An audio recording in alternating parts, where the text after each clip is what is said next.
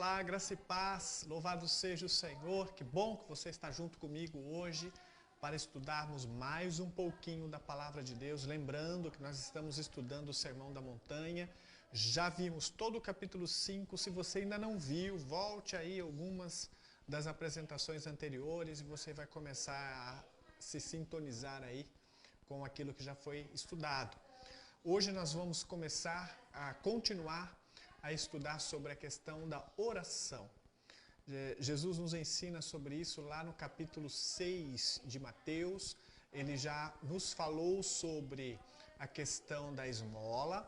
Lembre-se, 3 eram as coisas que os judeus eram forçados ou obrigados a fazer para agradar a Deus na época de Jesus, ou 3 bases da religião judaica da época: esmola, oração e jejum. Essas 3 práticas eram como que obrigatórias para todos aqueles que queriam agradar a Deus. São as 3 bases, eram as 3 bases da religião judaica e da prática, né, da religião judaica. E Jesus está então ensinando os seus discípulos sobre como os cristãos deveriam fazer essas 3 coisas.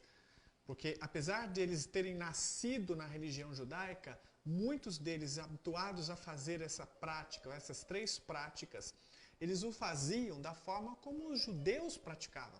E Jesus censura muito a forma como os judeus estavam praticando isso. Vamos ver isso, por exemplo, na questão da esmola. Você já viu comigo, no versos de 1 em diante, onde ele fala para não ser como os hipócritas, ou seja, aqueles que estavam dando esmolas, mas apenas com a intenção de serem vistos e admirados pelos homens. Ele diz, os cristãos não vão fazer dessa forma.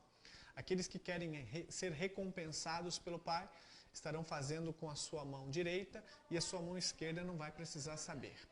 Nós já estudamos isso. Já vimos também a primeira parte daquilo que ele fala sobre oração. Entra no teu quarto, fecha a porta, porque o interesse não é que as pessoas admirem a oração que você está fazendo, ou reconheçam que ela é muito bem feita, ou que tem palavras bonitas, mas a impressão, ou o que Jesus quer que nós façamos, é que entremos no quarto, fechemos a porta e oremos a Deus que está em secreto.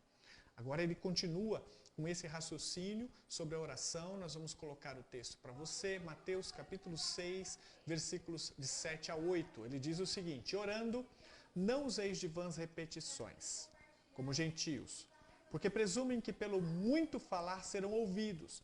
Não vos assemelheis, pois, a eles, porque Deus, o vosso Pai, sabe do que tendes necessidade antes de lhe o peçais. Ok? Então, a segunda parte dessa oração, do ensino de Jesus sobre a prática da oração, tem a ver com as repetições. Há uma palavrinha que em português está ali e nós às vezes não entendemos bem o que significa, é vãs. O que significa vãs repetições? São repetições inúteis, repetições sem significados, repetições de mantras, de coisas que a pessoa repete pelo simples hábito ou talvez pela crença errônea de que a repetição das palavras só, por si só, já lhes dará aquilo que estão pedindo ou buscando. Sabe, nós temos um pouco de exemplo disso, de repetições vãs com relação a encantamentos, palavras mágicas, ou aquelas orações, às vezes, que as pessoas escrevem em jornais. Antigamente tinha muito mais isso, ou enviam por e-mail. Aquelas orações que eles dizem o seguinte: olha, repita essa oração 10 vezes e então você alcança a bênção. Ou envie essa oração para 10 pessoas e você vai ser agraciado com uma bênção. Esse tipo de atitude é o que Jesus está dizendo como vãs repetições. Por quê? Porque o significado do que está sendo dito, o entendimento do que está sendo falado, não é importante, não é relevante. O poder está reservado ali nessa crença na repetição por si só. É como se você estivesse repetindo palavras encantadas, ou como se fosse um mantra sagrado, que se você repetir tantas vezes, então você está fazendo aquilo que agrada a Deus. Deus não se impressiona pelo número de vezes em que repetimos uma oração, ou que repetimos as palavras que cremos ser mágicas. A oração tem um propósito de relacionamento. Relacionamento não funciona assim.